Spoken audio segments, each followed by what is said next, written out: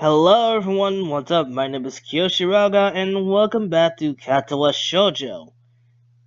I'm hoping I'm not waking anybody up. Because, just as a note, this is all the same recording session as part 1 and 2. It is now 12:46 at night. Oh my fucking god.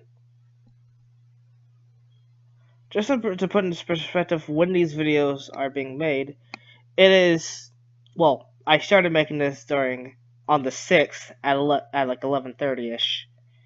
So, yeah, I'll put you in perspective. In the last part, we actually went into our classroom, got introduced to everybody, and got introduced to one of the first characters that we could have a route with.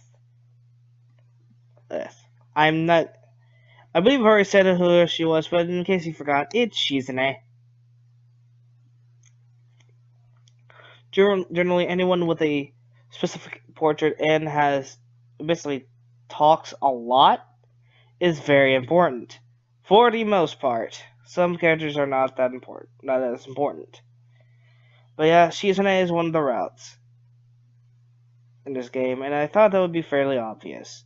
Because, yeah, there are 5 routes, I believe. Each one have a good and a bad ending, and the bad ending for one of them, I believe, was absolutely heartbreaking. So I'm going to try to avoid that bad ending, and if I end up getting it, fuck my life. You see, this is why a lot of people will drop save states right before choices, which I'm probably going to start doing once I get into the roots. Anyways, let's continue, shall we? Without knowing what else to do, I follow Misha, who was beckoning. Without knowing what else to do, I follow Misha, who is beckoning me into the hallway and down the stairs. You know, maybe I should actually be clicked in the damn window and not on OBS. We descended even below the lobby where I met Muto, and down to the bottom floor. I almost said Matzo because of fucking fate. Just like everything in the school, the cafeteria seems too spacious and oddly modern in contrast to the school's exterior. To the classic exterior. Its big windows open to the courtyard, toward the main gate. It's the cafeteria! An enthusiastic statement of the obvious makes people around us stare. But Misha doesn't seem to care, so we proceed to the line. There's a rather long list of menu options, which seemed great until I realized that many of them are to accommodate students who need special diets. How nice. How nice. Okay, fucking. Let me really quick this. How nice. It almost feels like I'm back at the hospital, eating portions measured with scientific precision to meet the needs of the patients. I pick something at random and follow Shizune to a table, sitting opposite of her. As I nibble indifferently at the food I'd rather not eat, Misha pokes me in the side to get my attention and points to Shizune. I don't understand the sign, so the point escapes me. You're looking at a person who talks to you is proper and polite. You wanna know something? What? About anything. Well, you're guides, so you should ask if there's something. I wonder. You know what? You said he likes to read, so ask about the library. Oh yeah, is that a library in the school? Lately I've gotten into reading a lot, so I'd like to check it out. Yuseki has the kind of frown that makes it clear that she doesn't consider reading a healthy hobby, but then picks up her smile again. What in the fuck? I just read it in Misha's voice, and look at Misha in my voice for Misha. Fuck me. Oh well. There is. It's in the second floor. We can show it to you sometime. In the second floor? You mean on? Whatever, I'm not here to criticize the grammar of this game. Whatever. Thanks. I returned to my food while the girls talked between themselves. Misha and Susan shine back and forth very animatedly, throwing sideways glances at me, but Misha refrains from translating. Maybe they are talking about secret girl stuff or something. I quickly notice the conversation inside is not enough to fill a silence. We arrive in the classroom early, but we're not the first. The dark-haired girl I noticed before is slumped over her desk at the last row. She jumps a little when Misha crashes into the room with the elegance of a rhino. She shrinks deeper into her seat. I can feel her tension all the way from here, as if she were slowly turning into stone just from our presence. Misha and Shizune either don't notice or don't mind it, as they walk directly past her and into their seats to begin to converse. I can't fucking read. Also, give me a moment.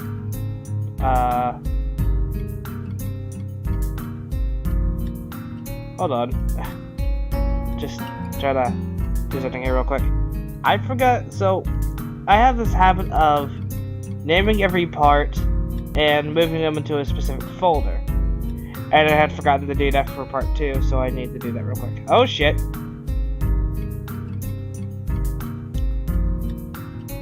God damn it. Hold on, let me read this. Let me check something. Yeah, okay, I was right. I'm most wondering about her, when the classroom slowly fills with the other students, and finally, the teacher. Getting into the rhythm of the school feels strange. It's as if my brain remembers how this is done, but my body doesn't. Towards the end of the class, I start yawning and counting the minutes left. I shouldn't be this tired on my first day of school. Maybe it's a long time I spent in the hospital that's made me like this. I'm even feeling physically weak and lifeless. Before long, the final bell rings. School is finally over for the day. Beside me, Misha and Shizune are having a short conversation. After a bit of deliberation, Misha turns to me. Unfortunately, we can't stay and show you around today, Hitan.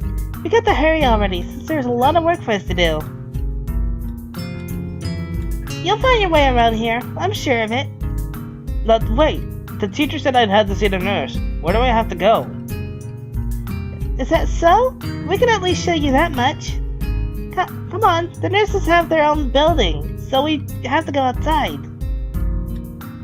We join the flow of students making their way down the stairwell and outside, with the girls pointing out other senior classrooms in the same hallway as ours. When we get outside, the girls make their way to the smaller building right next to the school. It's built in the same style, so it looks like it's actually part of the main building. Fuck me, I keep missing words. This is the auxiliary building here. There's a lot of official and important stuff inside. They'd like the Yamaku Foundation office and all the nurses' office. We even have a swimming pool. How's it official? Don't be silly, Hitan. It's for physical therapy, of course. Anyway, all the nursing staff facilities are in there too. The head nurse's office is on the first floor. You'll be fine from here, right? We'll be going then. See you tomorrow. Yeah, thanks. Bye. A whole building for stuff that has nothing to do with the actual education? I guess it's necessary for a place like this. I'll walk in, hoping that this really will be only a quick visit, just like the teacher said. On the white door on the left is a green cross with the text "Head Nurse" and a nameplate. A voice from inside responds to my knock almost immediately, but I can't quite make it out. It sounded like an invitation to open the door, so I invite myself further in. The room is not large and smells strange. A friendly-looking man turns on his office chair to face me as I enter. His desk is neat and tidy, but the bin under the table is overflowing with used medical utensils, and there are at least a dozen coffee cup rings lingering on the desk. Hello there. What can I do for you today? He is young-looking and looks sort of rugged, but the dimples in his cheeks wash that impression away when he smiles. You're the nurse? He smiles like a person who has heard the very same question hundreds of times. Why, yes I am. It says so on the door, no? You can call me by my name or just the nurse like everyone else. Of course.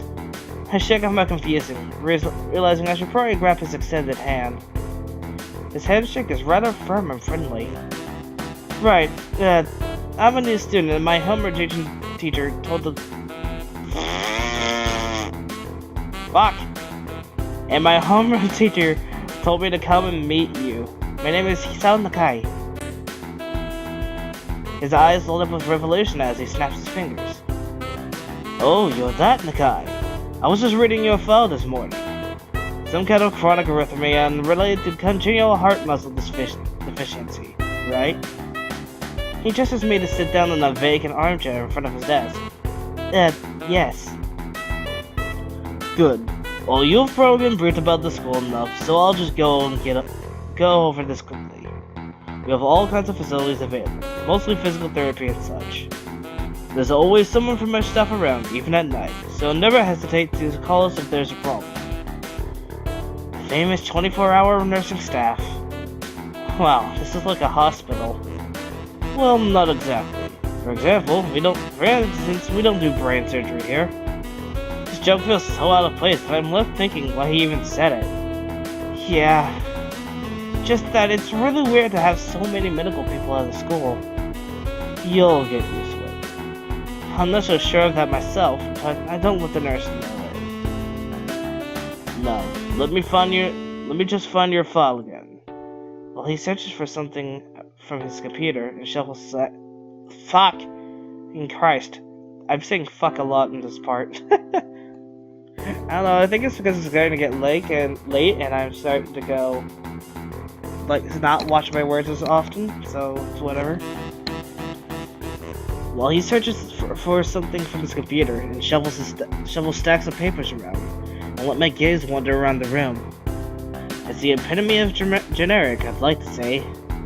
Beige walls and ceiling, dark gray laminate flooring, and all the equipment you'd expect from a school's nurse's office.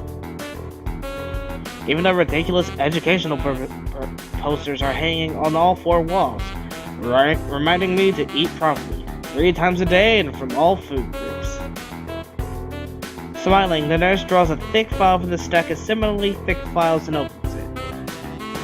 So you already have medication for the arrhythmia. Just remember to take your pills every morning and evening, or it won't be much help. Apart from that, do you do any sports? Or stuff like, I don't know, boxing? He grins to his own joke, but I don't. Well, I played soccer occasionally with some classmates. Alright, I'm afraid I'm going to have to recommend you refrain from doing that. At least, for the time being. Now, my lack of reaction makes him raise an eyebrow, but really, I'm not too bothered by him forbidding me to kick the ball around. I guess I never did it out of burning passion for the sport, just to have something to do. And you got a concussion? Fuck! I'm gonna get up and read now, because I think it's because I'm laying down, I'm starting to relax too much, and I'm not reading properly because of it. Indicated concussion is very dangerous to your heart, and risking another attack is not a good idea. Was the previous one caused by a sudden concussion to the chest area? There's no mention of the cause in your papers. Not exactly. I sidestepped the question acceptably, and he glances at me over his papers with a more serious expression on his face. Oof! Fuck! Hey! God! Frickin' burps. Ugh. Still, you need to keep your body healthy, so some exercise would do you good. We have physical therapy and such available, as I said, but I don't really think you'll need such heavy measures. Just get some light exercise regularly. Brisk walks or even light jogging, jumping rope, that sort of thing. Swimming maybe? It's the pool here. Someone was told. You were? Very good. At any rate, I'm sure you've been told this before, but... Fuck. At any rate, I'm sure you've been told this before. You just need to take care to not overexert. You just need to take care not to overexert yourself. He wags his finger to emphasize the point. No need, really. I've heard this 1,000 times already. Absolutely no unnecessary risks. Take care of yourself. Okay. He goes around my papers one more time and sets them on the desk, obviously content. Good. That's it then. Good. That's it then. Come beat me if you ever need something. I'm ushered out before I even realize it. A quick visit indeed. I end up standing in front of the main building in auxiliary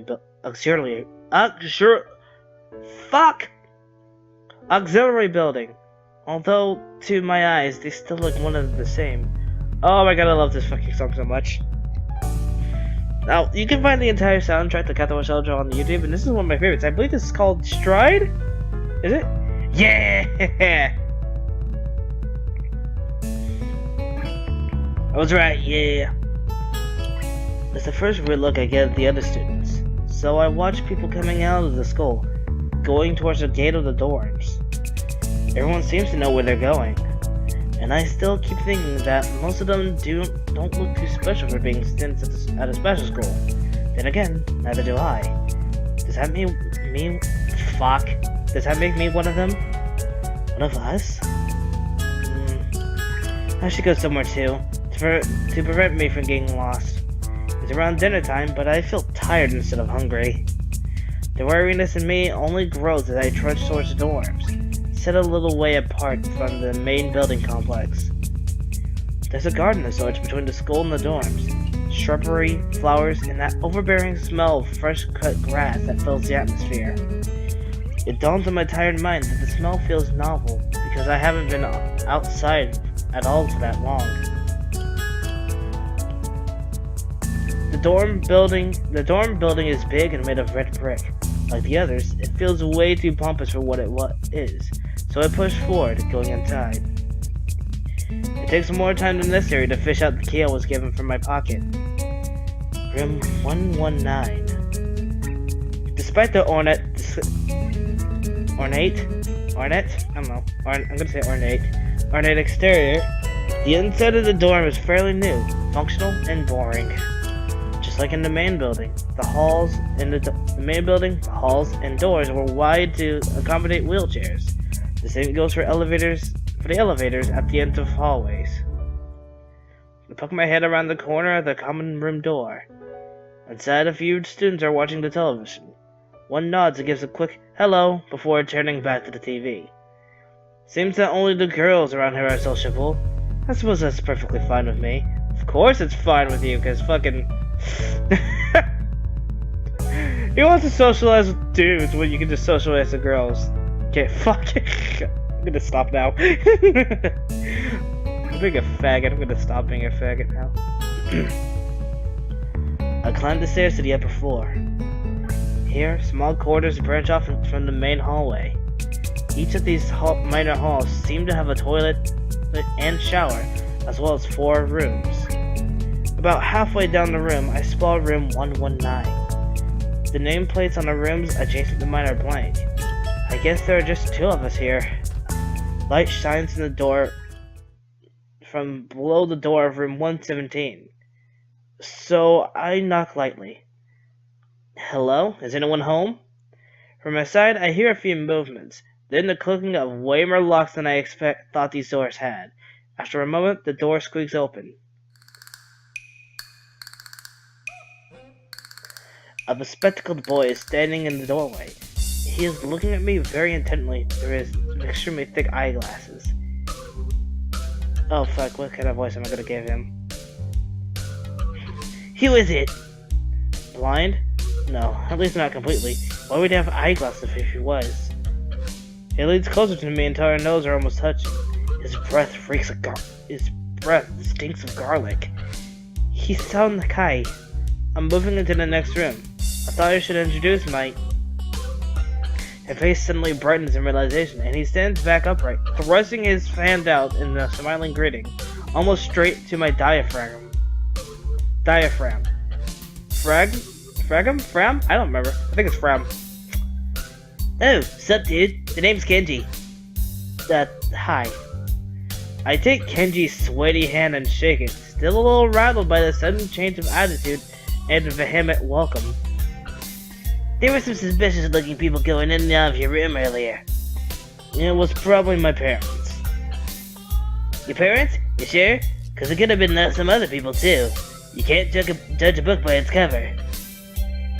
His out-of-place proverb is left hanging between us awkwardly as I try to think of some way to respond. I'd say the chances are high enough. He shudders and makes some exaggerated hand gestures. You're a brave man, Hisao. Me? I don't think I could trust the chances. The only one I trust is myself. Does that mean I shouldn't get to know you either? He thinks about this for a while. A wise decision. Damn, you are smarter than you look. Probably. What do you look like? I hope not smart. He squints his eyes and leans closer again, but I lean backwards to dodge it. Never mind, it doesn't matter. With that, he turns, fumbles around for a moment in search of a door handle, and shuts the door behind him. I slide the lock into the key. I slide the key into the lock of the door marked 119. Bleak beige walls, white linen, a desk made of some type of light wood, ugly curtains. It's no one's room, impersonal, like my hospital room was. My bags are sitting at the foot of my bed, looking a lot emptier than they did this morning. The closet is sitting open, stocked with my clothes. Also, it seems that there are a number of school uniforms hanging there as well. A note is pinned to the sleeve of one of the shirts. Hi, Hichan. We've unpacked your things and made your bed. They said if these don't fit, then you should go to the office tomorrow. If you have any problems, you can always call us. Love, Mom and Dad. Well, at least I don't have to worry about unpacking. I kind of hoped I would have. Fucking goddamn it. I kind of hoped I would have. Then there would be something to do. It's still too early. I put the note down on the desktop and lie down on the bed, feeling drained. Lying there makes me want to read something, but I have nothing with me. What would the hospital condition be for wanting to read whenever I have nothing to do? The restless urge just keeps growing until I have to stand up. Maybe it's stress or something. I was pretty nervous about it before coming, and for the entire day too. I still am, I think. Damn, I had to distract myself somehow, so I won't be this unnatural all the time. Tomorrow, I'll go borrow some books from the library. Yeah, I'll do that. But for now... The bottles of medications neatly arranged on my night table catch my eye. I pick up one and shake it just to hear the contents rattle inside, and then read the glued-on pharmacy label. Hisao Nakai, 2 tablets daily to stay alive. It doesn't really say that, but it could just as well. It's kinda twisted, having a life dependent on chemicals like this. I resent it a little, but what choice do I have? With a sigh, I began my new daily ritual of taking the right number of pills from each bottle, being careful to check the correct dosages. I lie down again, feeling hollow and uncertain, and after that, I keep staring into the blank, unfamiliar ceiling for a long time. It doesn't start looking any more familiar, not even after darkness falls and long shadows draw across my room like fingers. The sheets feel slightly more comfortable warm and nuzzling against the chill that passes for room temperature here. Soon, the lighter shade of darkness that is my ceiling looks like every... God damn it, I hit the button. That is the ceiling looks like every ceiling does at night, and it becomes the one thing I recognize anymore. The night beckons me to sleep, and I feel the coldness and familiarity and fear creeping up on my spine once again. I keep drifting further away from the world I knew.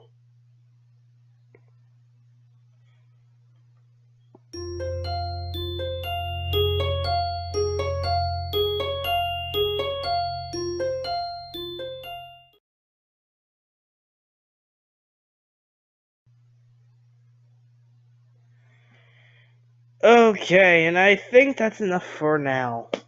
Good God, it is 1 o'clock in the morning now. Fuck me. Anyways, I hope you all enjoyed the video. If you liked the video, click that like button down below. You want to be notified whenever I make another video? Hit that subscribe button and click that little bell icon right next to it. Once again, I thank you all for watching the video, and I hope to see you guys in the next time, whatever I make. I'll see you all later.